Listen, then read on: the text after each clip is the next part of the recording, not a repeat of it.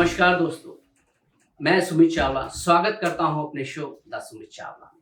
आज हमारे मेहमान हैं श्री श्री 1008 महामंडलेश्वर स्वामी प्रकाशानंद गिरी महाराज जी, जो कि राष्ट्रीय अध्यक्ष सनातन धर्म रक्षा परिषद, जो कि नेपाल के उपराष्ट्रपति के सलाहकार भी रहे। बहुत बहुत स्वागत है गुरु जी हमारे शो में। बहुत जय सिया राम। शिवा शिवा शिवा। गुरु जी, पहला सवाल, तंत्र विद्या। लोग जानना चाहते तंत्र विद्या क्या होती है, इसके बारे में आप हमारी जनता को बताइए। बहुत अच्छी सवाल आपका है। तंत्र साधना क्या है कि तंत्र साधना से बहुत लोग गुमराह हो रहे हैं, बहुत दूर है, बहुत इसमें एक तरह से की ठगी की जा रही है लोगों के साथ। इसलिए मैं तंत्र साधना के बारे में सभी देशवासियों को इस सुमित चावला शो के माध्यम से बताना चाहता हूँ। तंत्र साधना दो तरह की साधना होती है जी। एक अघोर तंत्र होता है, जो शमशान में बैठ करके अघोर हमारे अघोर तंत्र के माध्यम से वो साधना करते हैं। दूसरा वैदिक मंत्र के माध्यम से भी जो है सो तंत्र विद्या होता है, वो वैदिक साधना करते हैं, जो आप अपने घरों में हम लोग सन्यासी लोग अपने आश्रमों में करते हैं। तो वो दो प्रकार की साधना हो, उसे सब कुछ पाया जा सकता है। जैसे क्या करते हैं, जब सब जगह से लोग निराश हो जाते हैं तो बड़े बड़े हॉस्पिटलों में जाते हैं। तो ये समझो, जब सभी विद्याओं से निराश हो जाते हैं तो लोग तंत्र साधना की ओर जाते हैं, जहाँ मारन, मोहन, उच्चाटन, सम्मोहन सभी प्रकार की क्रियाएं होती है।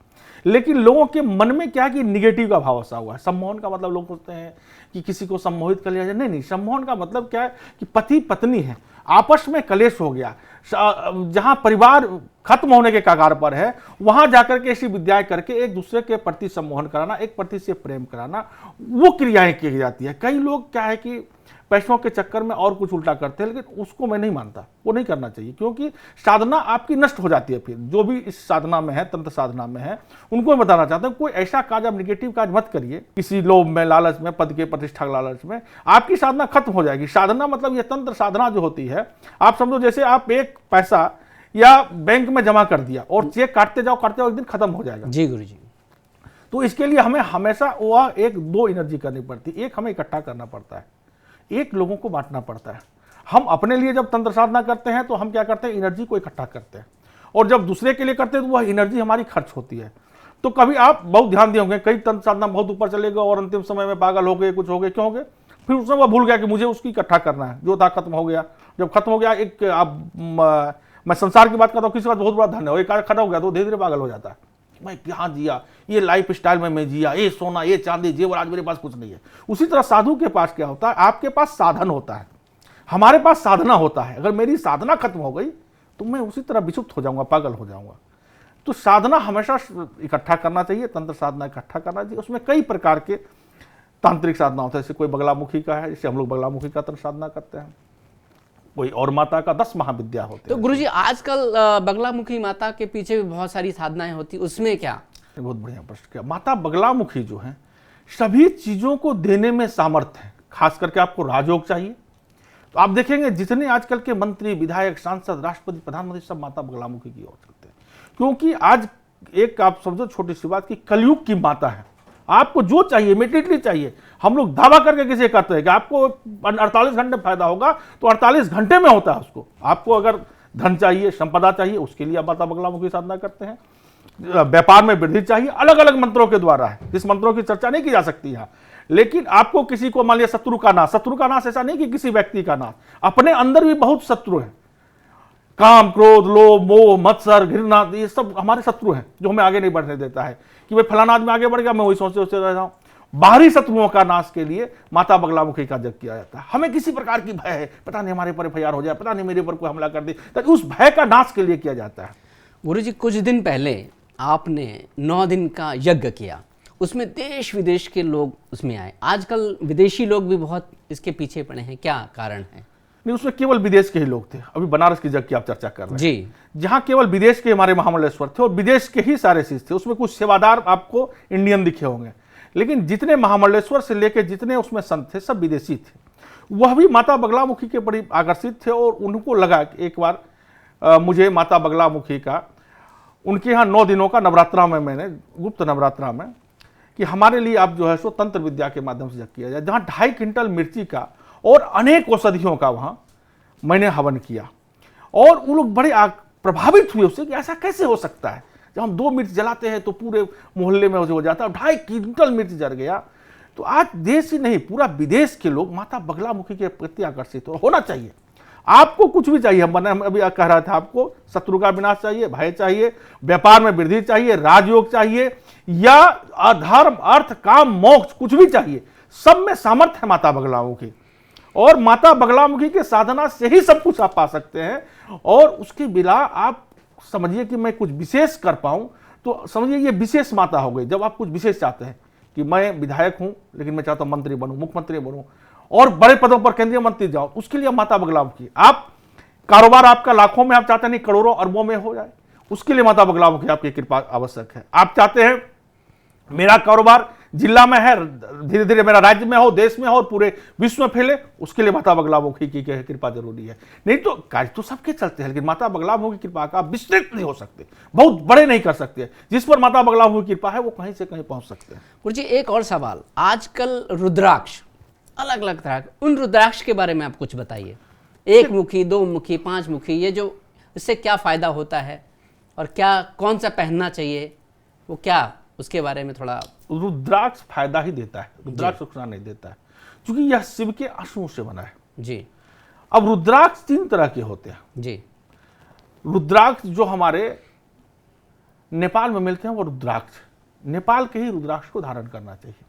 हर एक मुखी राज्यों के लिए, सर्वसिद्धि योग के लिए होता है, 2 मुखी विद्याओं के लिए होता है, 4 मुखी और 6 मुखी बच्चों के लिए, मैंने सरस्वती का पर से प्राप्त करना है। जिनको लक्ष्मी की प्राप्त करना है वो 7 मुखी सिद्ध करवा करके किसी संत से, जो शिव के उपासक हो, माँ के उपासक हो, उनसे सिद्ध करवा करके अगर आप 7 मुखी रुद्राक्ष पढ़ते हैं तो शास्त्र कहता है कि अगर लक्ष्मी और हमारे नारायण साथ जा रहे हैं और किसी के अंग में 7 मुखी रुद्राक्ष है तो हमारे लक्ष्मी जी भगवान विष्णु के हाथ झटक करके उसकी तरफ आकर्षित होते हैं। ये 7 मुखी रुद्राक्ष का है। किसी को 8 सिद्धियां चाहिए, 8 प्रकार की सिद्धि होती है, वो 8 मुखी रुद्राक्ष मानते हैं। दूसरा अभी आप देखेंगे साउथ की तरफ कुछ ये चंद्रमा आकार का रुद्राक्ष होता है, जो भद्राक्ष होता है जी, भद्राक्ष, उसको भद्राक्ष बोलते हैं जी जी। और इंडोनेशिया के जो रुद्राक्ष होते हैं वो इंद्राक्ष होता है। कोई रुद्राक्ष नुकसान नहीं करता, रुद्राक्ष पहनने के कोई नियम भी नहीं है, लेकिन रात्रि में चाहिए कि उसको उतार देना चाहिए, रात्रि में उतार करके आप विश्राम करें। बाकी कोई नियम ऐसा नहीं है कि यहाँ नहीं जा सकते वहाँ नहीं जाते, क्योंकि शिव हमारे शमशान में विराजते हैं, शिव का प्रसाद है। कहीं भी आप जाएं, सारे तंत्र मन साधना शमशान जाएंगे, कहीं जाएंगे तो वो खंडित हो जाता है, लेकिन यह और ऊर्जाशील होता है क्योंकि वहाँ अपने मालिक को देखता है, वहाँ भगवान परम प्रिय कैलाशपति को देखता है, तो ऊर्जा से प्रभावित होता है। तो सभी प्रकार के अलग अलग रुद्राक्ष, 14 मुखी से 21 मुखी तक रुद्राक्ष का वर्णन है, सबके अलग अलग है, लेकिन असली रुद्राक्ष होना चाहिए। और रुद्राक्ष लेने के बाद क्या है, उसको किसी महात्मा के द्वारा सिद्धि कराना चाहिए जी। जैसे आप किसी प्रतिमा अगर बाजार में खरीदने जाते हैं तो आप क्या पूछते हैं, इस अर्थ विग्रह का क्या कीमत है। वहां आप अपने प्रार्थना नहीं करते कि भगवान मेरे ऊपर कृपा कर देना, लेकिन वह मंदिर में जब प्राण प्रतिष्ठा हो जाता है तो मैं उसकी कीमत नहीं पूछते भगवान की, मैं वहां क्या करता हूँ, हाथ जोड़ता हूँ। क्यों? उनकी प्राण प्रतिष्ठा हो गई। वैसे ऐसे भी पहने कोई नुकसान नहीं है, लेकिन जब किसी महात्माओं के द्वारा, किसी सिद्ध व्यक्ति के द्वारा उसमें स्पर्श होता है, उसको सिद्ध किया जाता है, तो कई गुना उसका लाभ हो जाता है। गुरुजी एक और सवाल है, आपने इतने रुद्राक्ष धारण किए हैं, ये कौन कौन से रुद्राक्ष हैं, और ये जो आपने, ये जो हम जनता को बताइए जो आपने कर रखा है धारण, इसका क्या महत्व है? ये रुद्राक्ष, इसमें 8 मुखी, 7 मुखी, 6 मुखी, 5 मुखी सब प्रकार के रुद्राक्ष हैं। ये गौरी शंकर रुद्राक्ष होते हैं जो भगवान शिव और पार्वती एक साथ इसमें विराजमान होते हैं जी। गौरी शंकर रुद्राक्ष होते हैं। ये टाइगर है, ये रुद्राक्ष है, ये अलग अलग प्रकार की किसी महात्मा के द्वारा मिला हुआ प्रसाद है, ये सब स्वर्ण के ये सब हैं। ये बहुत बढ़िया आपने पूछा, ये वाराह के दंत है। भगवान वाराह, भगवान नारायण वाराह के रूप में अवतार लिए थे, बहुत लंबा नहीं जाएंगे, हिरणाक्ष का वध किया था और पृथ्वी को ला करके फिर वापस किया था। तो वह भगवान वाराह के ये दंत हैं जिसको सिद्ध किया जाता है और सिद्ध करके पहना। इसको ऐसे बिना सिद्ध किए भी अगर किसी बच्चे को इसी में भर के पहना दिया जाए तो उससे नजर गुजर नहीं लगता है, इतनी इसकी प्रभाव बिना सिद्ध का। इसके मंत्र आते हैं, उस मंत्रों के द्वारा इस पर दृष्टि डाल करके 1.25 लाख मंत्र जाप करके सिद्ध कर दिया जाए तो यह बड़ा प्रभावशाली हो जाता है अपने आप में। गुरुजी आज की जो हमारी जनता है वो बहुत परेशान है बिजनेस से और बहुत सारी कई तरह के डिप्रेशन है, तो ऐसे में उनको क्या करना चाहिए, क्या करें वो ऐसा कि उनका डिप्रेशन खत्म हो जाए? आज छोटे छोटे बच्चे हैं बहुत ज़्यादा परेशान रहे, बहुत डिप्रेशन में चले जाते हैं, तो उसके बारे में क्या करें ऐसा? तो उनको सुकून शांति मिले। बिल्कुल बिल्कुल सही बात आपने कहा। सभी परेशान हैं, जो छोटे हैं वो परेशान हैं, बड़े हैं बड़े परेशानी में चल रहे हैं, बच्चे हैं बच्चे परेशान हैं। तो उसको मैं कहूँगा कि छोटी अपने घर में आप जो है रुद्राक्ष पहना सकें, ठीक है, बच्चों के लिए भी अलग रुद्राक्ष है, बड़ों के लिए अलग रुद्राक्ष है, छोटी काम है। जो बड़े स्तर पर कार्य कर रहे हैं उसके लिए माता बगलामुखी का आपके जो भी सिद्ध आसपास संत हैं उनके द्वारा आप महीने में 3 महीने 6 महीने में कोई यज्ञ हवन कराएं, आपको बहुत बड़ी विस्तृत उससे जो है सो लाभ होगा, आप दिखेंगे। बगलामुखी का आपको मैं ऐसा समझाऊं कि यह ऐसी विद्या, ऐसी साधना, ऐसे इसके मंत्रों के द्वारा अगर शुद्ध से किया जाए, पाखंड से नहीं, जो कुछ जानता नहीं वो भी कहता मैं बगलामुखी का मैं सब कुछ करता हूँ, सत्य से किया जाए तो गारंटी के साथ जो समय दिया जाता है उस समय में उसका लाभ होता है। और मैं हजारों उदाहरण मेरे ऐसे हैं जिसके लिए मैंने किया, जिस कार्य के लिए वह कार्य तो हुआ, उससे कई गुने कार्य, उसने कहा गुरु जी और कई गुने कार्य बड़े हो गए। तो ऐसी सिद्धियां माता बगलामुखी की कृपा से सब कुछ सब अलग अलग मंत्रों के द्वारा होता है। कि आपको व्यापार में वृद्धि चाहिए, उसके अलग मंत्र है। आपको शत्रुओं से डर है, सब कुछ मेरे पास है, मुझे लगता है कि मेरी शत्रु डर है, शत्रु का विनाश के लिए चाहिए, उसके लिए अलग मंत्रों के द्वारा होती है। भय है, किसी लगता है कि मुझे अकाल मृत्यु का डर है, उसके लिए अलग मंत्र है। यहाँ अलग अलग मंत्रों के द्वारा माँ को प्रसन्न कर करके सब कुछ पा सकते हैं। गुरु जी, अभी जो कुंभ हुआ, कुंभ बहुत सालों बाद हुआ, तो उसमें देश विदेश हर जगह से लोग आए, बड़ी अच्छी व्यवस्था थी। आप उसके बारे में क्या कहेंगे कि कितने सालों में यह होता है, उसका क्या फल मिलता है और क्या करना चाहिए? देखो, कुंभ क्या है? कुंभ मतलब कलश, कलश मतलब घड़ा जी। ये जब समुद्र मंथन हुआ और जब उसे अमृत निकला, अमृत का कलश लेकर भगवान जब चले, भागे करना ठीक नहीं, चले, तो दैत्यों और अदैत्यों में युद्ध हुआ उस कलश के लिए। उसकी छींटें जहां गिरी वहीं पे महाकुंभ लगता है। अमृत स्नान कहते हैं ना, अमृत स्नान करते जी हैं। जी जी। तो वह हरिद्वार में, प्रयागराज में, त्र्यंबकेश्वर में और उज्जैन महाकाल में 4 जगह पे गिरा। ये 4 जगह पर कुंभ लगता है। अब कहेंगे कि 12 वर्ष में क्यों लगता है? जी। चूंकि 12 दिन तक युद्ध हुआ। हमारा 1 वर्ष ब्रह्मा का 1 दिन होता है, ब्रह्मा का 1 वर्ष विष्णु जी का 1 दिन, विष्णु जी का 1 वर्ष शंकर जी का 1 दिन होता है। तो 12 दिन तक यहाँ युद्ध हुआ, इसलिए 12 वर्ष में कुंभ लगता है। यह 4 जगह कुंभ लगता है और प्रयागराज में अर्धकुंभ भी लगता है। केवल प्रयागराज को ही ऐसी होती है कि वहाँ अर्धकुंभ लगता है। ऐसे अर्धकुंभ की तैयारी उत्तराखंड सरकार भी करती है, लेकिन उस समय हमारा उज्जैन महाकाल में सिंहस्थ कुंभ लगा रहता है, तो यहाँ कोई महात्मा मिलते नहीं, सब वहाँ चले जाते हैं। जैसे अभी अखाड़े, हम अखाड़े की बात करते हैं कि अलग अलग अखाड़े होते हैं, तो इसकी स्थापना कैसे हुई है?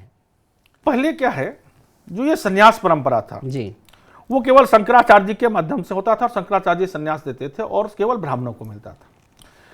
तो जब यह मुगल औरंगजेब दुनिया सब आए और जब वह शास्त्र की रक्षा नहीं हो पाने लगा, क्योंकि ब्राह्मण अस्त्र शस्त्र नहीं उठा सकते, तो शंकराचार्य ने आह्वान किया इसकी रक्षा के लिए सभी लोग आइए। तो आह्वान अखाड़ा बन गया, सबसे पुराना अखाड़ा आह्वान अखाड़ा बन गया, जहाँ जिस अखाड़े से मैं बिलोंग करता हूँ। तो कितने प्रकार के होते हैं? बता रहा हूँ, वही पूरा जा रहा हूँ, उसी पे जा रहा हूँ मैं। आह्वान अखाड़ा बन गया, तो वहाँ पे सभी लोगों को अस्त्र शस्त्र की शिक्षा, ट्रेनिंग, अखाड़े का मतलब ट्रेनिंग दिया गया और सभी लोग, ब्राह्मणों के अलावा भी सभी लोग आए और सबको दिया गया उसमें वहाँ पे, और उन्होंने शस्त्र के माध्यम से शास्त्रों की भी रक्षा की। जब मुगल आए, औरंगजेब आए, तो हमारे आह्वान अखाड़े के 40,000 संतों ने अपनी बलिदानी देकर के उसको भगाया मारा। फिर अलग अलग जब व्यवस्था बढ़ने लगी तो अलग अलग अखाड़े आए। 7 सेवत्व अखाड़े हैं: आह्वान अखाड़ा, अग्नि अखाड़ा, जूना अखाड़ा, निरंजनी अखाड़ा, आनंद अखाड़ा, महानिर्वाणी अखाड़ा और अटल अखाड़ा। ये 7 अखाड़ा सेवत्व अखाड़े हैं जो शिव को हम इष्ट मानते हैं। हम संन्यास होते हैं, हम अपनी पिंडदान खुद कर लेते हैं, मुझे किसी की चिंता नहीं है।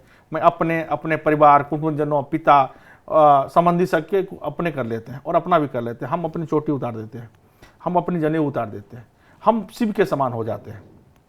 कहते सन्यासी शिव के समान हो जाता है। ये 7 अखाड़ा सेवत्व अखाड़ा है। उसमें 7 अखाड़े में हमारा एक अग्नि अखाड़ा उसमें थोड़ा अलग है। सेवत्व होते हुए भी वहां सब लोग ब्राह्मण होते हैं और वह चोटी और जनेऊ रखते हैं। 3 अखाड़ा वैष्णव अखाड़ा होता है: दिगंबर अखाड़ा, निर्वाणी अखाड़ा और निर्मोही अखाड़ा। यहाँ आप जो ऐसे त्रिकोण तिलक करते हैं जो विष्णु भगवान के माने, जिनको अपने विष्णु भगवान को उपासक मानते हैं, वह जो है वैष्णव होते हैं। वो 3 अखाड़े हैं। 2 हमारे उदासीन अखाड़ा है, बड़ा उदासीन और नया उदासीन, और एक निर्मल अखाड़ा जो सिखों का अखाड़ा है। यह 13 अखाड़े ही मुख्य है जो कुंभ करता है। बाकी जितने लोग आते हैं वहां कल्पवासी होते हैं, वो कुंभ करना नहीं करते। हम निमंत्रण देते हैं, हम ही स्नान करते हैं। शाही स्नान केवल अखाड़े के ही लोग करते हैं। महामंडलेश्वर हैं, हमारा जो देवता है वो स्नान करता है, हमारा नागा स्नान करता है, हमारा जो है जो आचार्य महामंडलेश्वर वो स्नान करते हैं। बाकी लोग नहीं स्नान कर सकते उसमें। मतलब सबके लिए है, सब लोग स्नान करते हैं तो लाखों लोग आते हैं, लेकिन नियम हमारा है। हम कुंभ को निमंत्रण देते हैं, हम कुंभ को बुलाते हैं। हम अपने धर्म ध्वज के लिए 5 ध्वज के निमंत्रण देते हैं। जो तैयार था उसी ध्वज को काट करके हम लाते हैं, और 52 मनिया 13 मनिया जितनी है उतनी गांठ हमारी लगती है। और धर्म ध्वज जो आप देखे होंगे सब अखाड़ों के अपने अपने धर्म ध्वज खड़ा होता है। उसकी पूजन, उसकी विधि हमारी और पूरे नियम के साथ चलते हैं। थोड़ा सा भी इधर उधर हो जाए तो हजारों संत 1 मिनट में कट के मर जाते हैं। क्योंकि हम नियम, आप और एक चीज बताऊं, नागा कोई पर्व नहीं करता, नागा केवल कुंभ करता है। नागा 3 वर्ष में जितने इकट्ठा करता है वो कुंभ में आकर सब दान कर देता है, यहां से लेकर नहीं जाता। क्योंकि उसके लिए और कोई पर्व नहीं है। आपके लिए कई पर्व है, दुर्गा पूजा है, होली है, दीपावली है, पर्व ही पर्व है। लेकिन नागाओं का पर्व केवल महाकुंभ होता है, उसके बाद आपको कहीं दिखाई नहीं देगा। तो नागा गुरुजी ये बताइए कि नागा लोग और कहीं दिखाई नहीं देते, तो ये कहाँ विराजमान रहते, कहाँ होते हैं? मैं अभी आपको बताया ना कि इनका केवल पर्व हमारा महाकुंभ होता है। महाकुंभ में आते हैं, उसके बाद इसकी व्यवस्था सारी अखाड़ा करता है। ये अपने अपने गुफाओं के अंदर जा करके चले जाते हैं। और कुछ नागा जो जैसे ग्रामीणों परिवेश में कह रहते हैं तो वो वस्त्र धारण कर लेते हैं, लंगोट धारण कर लेते हैं। जब वहाँ से आते हैं तो वो लंगोट धारण, क्योंकि उनको समाज के बीच में रहना है। तो कभी कभी लोगों को यह भी संदेह होता है कि भाई वहाँ इन्होंने ऐसा था, यहाँ आ गया, तो क्योंकि समाज के बीच रहना है तो वहाँ हम लंगोट तो लोग नहीं पहनते, हम लोग कॉफिन पहनते हैं बिना सिया हुआ कपड़ा का। लंगोट जो हमारे बैरागी लोग हैं वो लोग लंगोट पहनते हैं सिला करके। तो मैं बता रहा था बड़ा नियम से हमारा कुंभ होता है। कौन आगे स्नान करेगा, इतना समय में ही एक अखाड़ा को स्नान का समय तो उतना जाना, अगर नहीं ना पाए तो आपको नहीं स्नान करने देगा। बहुत पुरानी बात नहीं, मैं 1998 की बात बताता हूँ। 1998 में जब महाकुंभ लगा था हरिद्वार का, तो पहले निरंजनी अखाड़ा को स्नान करना था। लेकिन जूना अखाड़ा एक संत ने आगे डुबकी लगा दी और लगभग 200-300 संत आपस में कट मरे। प्रशासन देखता रह गया, क्योंकि प्रशासन वहां कुंभ में जो है हाथ जोड़ करके ही पूरी सेवा करता है। कोई अस्त्र शस्त्र का उपयोग प्रशासन नहीं कर सकता, जबकि हमारे पास सब कुछ सब कुछ होता है। और ऐसा तो हमारा बड़ा नियम है, नियम के साथ कुंभ होता है। और अभी 50-60 करोड़ लोगों ने आकर के इस कुंभ की दिव्यता को देखा। जो योगी जी ने उस दिव्य महाकुंभ का आयोजन किया और 60 करोड़ लोग आए। हमको लगता भूतो न भविष्यति, ऐसा ना कभी हुआ था ना आगे हो पाएगा। गुरुजी एक बात और जाननी है, आजकल जो बहुत तरह के डाइवर्स हो जाते हैं, शादियां होती हैं और बहुत जल्दी 2-3 महीने के अंदर, 4 महीने के अंदर डाइवर्स हो जाते हैं, तो ये समाज कहाँ जा रहा है? क्या इस पर तो बड़ी लंबी चर्चा होती है, मैं छोटी बात बताता हूँ जी। एक शरीर, अपने शरीर के 3 तल होते हैं। पहला मेरा शरीर है, दूसरा मन है और तीसरा आत्मा है। हमारे यहाँ ऋषि मुनि बहुत जानकार थे, तेज थे। उसने कहा अरेंज मैरिज विवाह कराओ। अरेंज मैरिज विवाह का मतलब शरीर का शरीर से विवाह कराओ। जी ठीक है। फिर क्या, पति पत्नी मिलेंगे तो दूसरे तल पे उतरेंगे, मन पे उतरेंगे। मतलब ना चाहते हुए प्रेम हो जाता है, और जब तक प्रेम हुआ तब तक बच्चे हो गए, ना चाहते हुए दोनों अलग नहीं हो पाते। और विदेशों में आप देख रहे हैं कि 4 साल में तलाक हो रहा है, 4 महीने में हो रहा है, और मैं बता रहा हूं कि कभी 4 घंटे में भी तलाक हो सकता है। क्योंकि वहां क्या हुआ, प्रेम विवाह हुआ। दूसरे तल पर पहले उतर गए, बाद में शरीर का मिलन हुआ। पहले मन का मन से मिलन हुआ। प्रेम का मतलब क्या, मन से मन मिलना। दूसरे तल पर जब हम दूसरे सीढ़ी पे पहले उतर जाएंगे और पहले आएंगे तो गिर रहता है। स्टेप बाय स्टेप चलेंगे तो नहीं गिरेंगे। तो हमारे यह ऋषि मुनि का देश था, इसलिए कहा कि भैया प्रेम विवाह नहीं, अरेंज मैरिज विवाह कराओ। शरीर का शरीर से विवाह करो, फिर प्रेम हो जाएगा, फिर दूसरे तल पर उतरेंगे, और तीसरे पे उतरने का तो भाई बड़े बड़े संत महात्माओं का काम है, जो आत्माओं से परमात्माओं का मिलन करते हैं। इसीलिए तलाक बढ़ गई। अब जो यहाँ भी आप रिसर्च करेंगे, जो प्रेम विवाह हो रहा है उसी में सबसे ज्यादा तलाक हो रहा है, अरेंज मैरिज में नहीं हो रहा है। गुरुजी जैसे अभी बहुत सारे लाखों शिष्य हैं आपके, बहुत सरकारों में भी हैं, तो बहुत सारे नेता लोग हैं, बहुत सारे शिष्य हैं आपके देशों में विदेशों में। आप उनको क्या सलाह देना चाहते हैं? मतलब आज की जो सरकार है, हमारी जो बीजेपी सरकार है, माननीय प्रधानमंत्री मोदी जी देश के लिए बहुत अच्छा काम, क्या कहना चाहते हैं आप? और जितनी सरकारें पिछले रही उनमें और इनमें क्या फ़र्क महसूस करते हैं आप? सब सरकारें अपने हित से अच्छे ही कार्य करती है, खराब कार्य के लिए कोई नहीं आती। सब अच्छा करना चाहती है। इसमें से और कोई अच्छा, कोई किसी के प्रति प्रेम, ये वोट बैंक की सरकार होती है। लेकिन मैं ये कहना चाहता हूं कि आप वोट 6 महीने के लिए राजनीति करो, वोट जब लेना है तो बाकी राष्ट्र के समर्पित सरकार होना चाहिए, देश के समर्पित सरकार होना चाहिए, सनातन के समर्पित सरकार होना चाहिए, हिंदू के समर्पित सरकार होना चाहिए। ये नहीं कि हम 5 साल तक राजनीति करें। राष्ट्र का कैसे विकास हो, देश का कैसे विकास हो, हम उसके लिए प्रधानमंत्री चुनते हैं। राज्य का कैसे विकास हो, उसके लिए मुख्यमंत्री चुनते हैं। तो मुख्यमंत्री का काम नहीं है कि हम किस जाति से आते हैं, किस संप्रदाय से आते हैं, नहीं, राज्य का विकास कैसे हो। आप राज्य के मुख्यमंत्री हैं, ना कि किसी पार्टी के मुख्यमंत्री हैं, ना किसी व्यक्ति के मुख्यमंत्री, क्योंकि 5 मुख्यमंत्री तो होता नहीं, 5 प्रधानमंत्री तो होता नहीं। तो मैं यही संदेश देना चाहता हूं कि आप राजनीति करिए चुनाव में, चुनाव के बाद आप राष्ट्र के प्रति समर्पित होइए। अगर आप देश के प्रधानमंत्री हैं, राष्ट्रपति हैं या देश के केंद्रीय मंत्री हैं, अगर आप राज्य के हैं तो राज्य के प्रति समर्पित होइए। राज्य का विकास कैसे हो ये आपको तय करना है, न कि आपका विकास कैसे हो इसके लिए आपको लोगों को चुना है। आपके समाज का विकास हो, उसी समाज उसी राज्य में है। जब राज्य का एक साथ विकास होगा तो उस आपके समाज का विकास हो जाएगा, आपके जाति का विकास हो जाएगा। जब राष्ट्र का विकास होगा तो आप जिसको चाहते हैं उसका विकास हो जाएगा। गुरु जी, 2027 में इलेक्शन आ रहा है, उसके बारे में आपका क्या सोचना है, आप क्या कहते हैं? भारत में इलेक्शन तो हर एक 6 महीना में इलेक्शन आते जाते रहती है, लेकिन मैं कहा कि राष्ट्र के प्रति कैसे हो। और मैं नेताओं को नहीं, जनताओं को भी आप राष्ट्र के प्रति चुनिए, न कि अपने जाति के प्रतिनिधित्व को चुनिए, न अपने समाज के प्रति चुनिए। आप ये चुनिए कि कौन आपके लिए नहीं, आपके राज्य के लिए अच्छा काम कर सकता है, कौन आपके विधानसभा के लिए अच्छा काम कर सकता है, कौन आपके लोकसभा के लिए अच्छा काम कर सकता है, कौन राष्ट्र के लिए अच्छा काम करेगा, उसको चयन करिए, ना कि पार्टी जाति। इसको खत्म करिए। जातिवाद जब तक खत्म नहीं होगा तब तक विकास सही रूप से नहीं हो पाएगा। जी, तो गुरुजी, आखिरी सवाल मेरा आपसे ये है कि जो अब हम क्या ऐसा करें कि हमारा जो सनातन है बहुत आगे आ जाए, क्योंकि एकजुट कैसे हो उसके बारे में आप हमें बताएं। सनातन के लिए मैं हमेशा कहता हूं कि जाति तो रहे, जातिवाद मिटे। जब तक जातिवाद नहीं मिटेगा हम अपने बढ़ते चले जाएंगे। पूरा विश्व, यह पृथ्वी पर जो भी अपने आप को मनुष्य मानता है, किसी पंथ का, किसी संप्रदाय का हो, वो मनु महाराज का वंशज है। मनु महाराज के बाद ही मनुष्य यहां आए। जो अपने को आपको मनुष्य नहीं मानता उसको मैं तो बातें नहीं करता।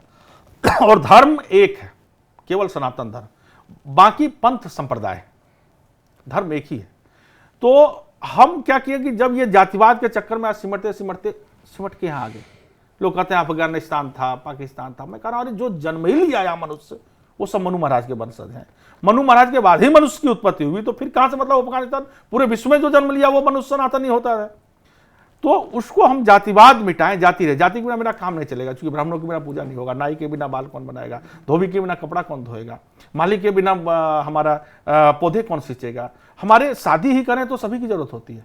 तो जाति तो रहे, जातिवाद मिटे, और जातिवाद जब मिटेगी तो सनातन आगे बढ़ेगा। गुरुजी, अभी आपने कहा मनु महाराज के आने के बाद सब लोग आए, फिर इतने लोग कन्वर्ट क्यों हो रहे हैं और धर्म में? बहुत बढ़िया बात आपने पूछा। आप लगभग 9 अरब लोग पूरे पृथ्वी पर हैं। 9 अरब लोगों में किसी एक व्यक्ति को आप नहीं ढूंढ पाएंगे जो किसी न किसी पंथ या संप्रदाय या मैंने किसी धर्म से ना जुड़ा हो। एक व्यक्ति को मैं बता रहा हूं, 9 अरब में सब किसी न किसी व्यक्ति पंथ संप्रदाय से जुड़ा हुआ है। अब सनातन संस्कृत धर्म से लोग क्यों अलग हुए, क्यों उतना बढ़ा? सबको कहीं न कहीं जुड़ना है। लेकिन सनातन धर्म हमारा जो आज लाखों वर्ष नहीं, कई करोड़ों वर्ष जो पूर्व चला रहा है, उसी पे हम चले आ रहे हैं। उसमें कोई चेंजिंग नहीं हुआ। वही शास्त्र, वही ग्रंथ हमारा, वही कड़ाई, वही प्रतीक्षा, सब कुछ वही नियम हो जाते हैं। तो लोग डर जाते हैं कि कथा कराना है, राम कथा तो 9 दिन समय देना पड़ेगा। पता नहीं 9 दिन कैसे दूं। राम कथा कराना 9 दिन, भागवत कराना 7 दिन समय होगा कि नहीं हो पाएगा। अभी मुझे शिव पुराण कराना है तो 11 दिन समय कैसे दूं। ये एक डर का माहौल बने, समय आज के लोगों की वस्तु है। मैं एक बार बहुत बड़े धर्म संसद हुआ था तो मैंने कहा था शंकराचार्य जी को, हालांकि मेरी बातों को उन लोग सहमत नहीं हुए। मैंने कहा कि इस पर आप लोग संशोधन कीजिए। आप हमारे शंकराचार्य जी हैं, शंकरो रूपो शंकराचार्य, कि भाई तब लाखों वर्ष आयु होती थी लोगों को, लोगों के पास समय था। आज समय सीमित है, उसी में सबको साधन जुटाना है, परिवार चलाना है, बच्चे चलाने हैं, तो हम उसको बदले संशोधन करके आप शास्त्रों पर संशोधन कैसे कर सकते हैं। तो लोग जहां भी जरा सा खाली देखें, जैसे आप जैन और बौद्ध धर्म को देखें, थोड़ा सा अंतर, दोनों अहिंसा परमो धर्म कहते हैं, दोनों तरफ मानते हैं, लेकिन उसमें थोड़ी सी उन्होंने खिड़की खोल दी बौद्ध ने। जैन धर्म बहुत टुकड़ा हुआ रह गया, 2-2.5 करोड़ लोग पूरा जैन पूरे विश्व में है। लेकिन बौद्ध आए, जब बुद्ध आए तो उसने क्या किया कि खिड़की खोल दी, कहा कि अगर मरे हुए मांस मिल जाए तो खाने में कोई दिक्कत नहीं, हमको भाई हिंसा नहीं करना है। दरवाजा लोगों ने खुद खोल लिया। आज सभी बौद्ध मांसाहारी हैं, आप जाएंगे जहां भी तो लगे वहां उसके लिखे हुए रहते हैं होटलों में मरे हुए जानवरों के मांस मिलते हैं, सब खा रहे हैं। बुद्ध ने क्या किया, खिड़की खोल दी। उन्होंने ये नहीं कहा कि सब लोग खाओ, उन्होंने कहा अगर मरे हुए को मर जाता ऑटोमेटिक अपने मर जाए तो उसके मांस खाने में दिखा। उसकी बहुत बड़ी घटना थी कि भाई एक भिक्षु पात्र लेकर के से जा रहा था, तो बुद्ध ने कहा था कि जो भिक्षा पात्र में आ जाए उसे स्वीकार करना, किसी कुछ मांगना नहीं, नहीं कोई दे रहा मांगना नहीं। तो एक गिद्ध एक मांस का टुकड़ा लिए जा रहा था, वो गिद्ध का मांस का टुकड़ा छूट करके उस पात्र में गिर गया। बुद्ध के वचन थे। वह पात्र लेकर के बुद्ध के पास गया कि महाराज हम लोग तो हिंसा परमो धर्म वाले हैं और इस पात्र में मांस गिर गया और आपने कहा जो पात्र में आ जाए उसे स्वीकार करो, उसे स्वीकार नहीं कर सकते। मान ली किसी ने चाय दे दिया तो आप चाय नहीं पीते तो स्वीकार नहीं करो, बुद्ध के वचन थे। वो बुद्ध थे, उसने कहा कि अगर मेरी ये वचन बदल दूं तो बुद्ध के वचन के हानि हो जाएगी। तो उसने कहा कि मरे हुए जानवरों के मांस खाने में कोई दिक्कत नहीं है। तो उसने एक खिड़की खोल दी, दरवाजा लोगों ने खुद खोल दिया, मारने वाले कोई और हैं और सारे बौद्धिस्ट खाते हैं। यह हिंसा परमो धर्म जैन भी है, लेकिन जैन ने वैसा खिड़की नहीं खोली तो जैन सिकुड़े हुए रह गए। तो जहां भी आपको मिली अस्थाई, अब जैसे आपने बुद्ध की पूजा का देखा, कैसे बोलते हैं उसको, गोम्पा या कुछ बोलते हैं, ऐसे आप चौराहे चौराहे पे लगे रहते हैं, ऐसे आप छोड़ो वो घूमेगा गोल गोल रहता है, बच्चे दिन में घुमाते हैं, इससे आपका पूजा हो गया।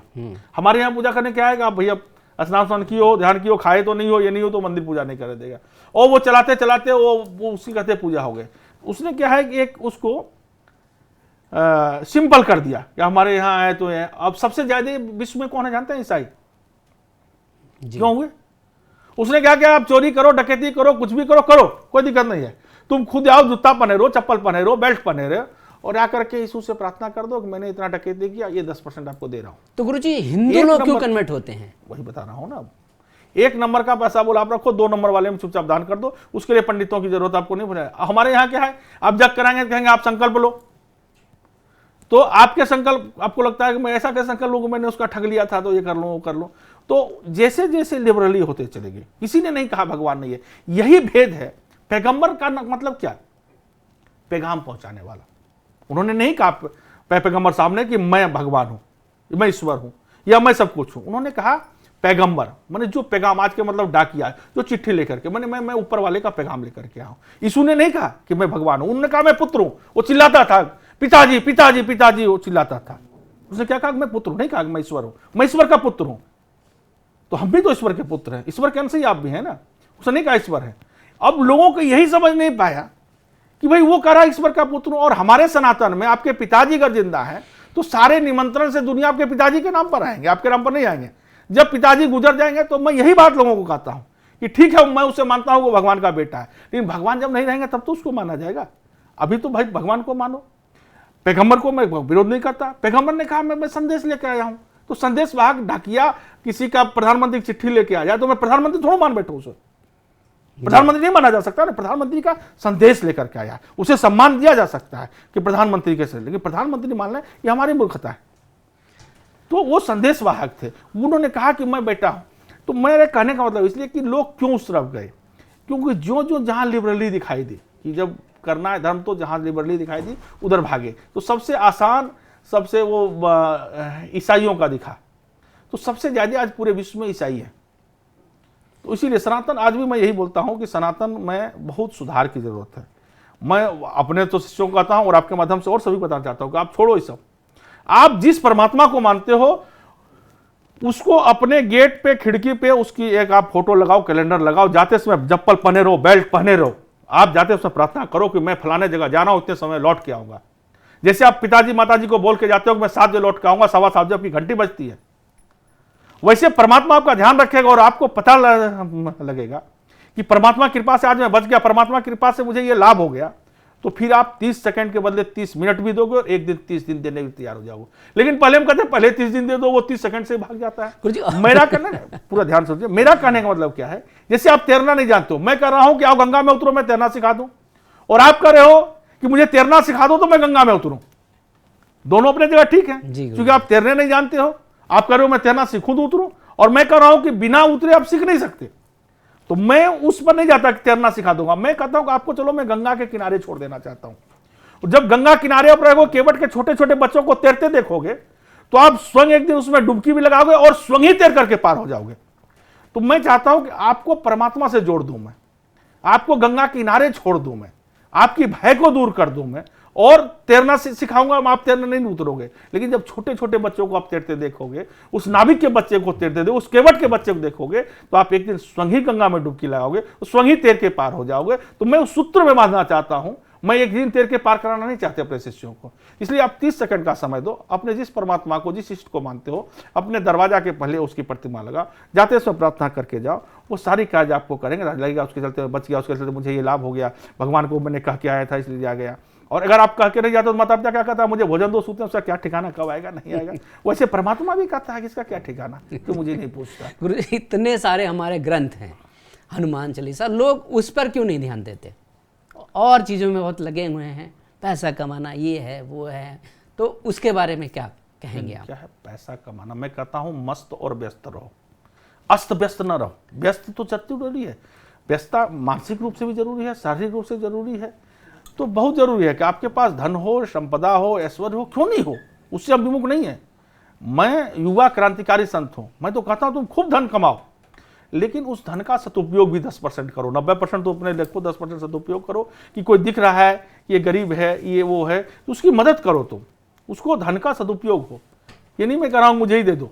आपके आसपास कैसे मजबूत हो सकता है सनातन? आपके आसपास आपके समाज कैसे मजबूत हो सकता है? आपके आसपास परिवार ही अगर दुखी है और आप बहुत आगे बढ़ रहे हो, उससे कुछ नहीं होना है।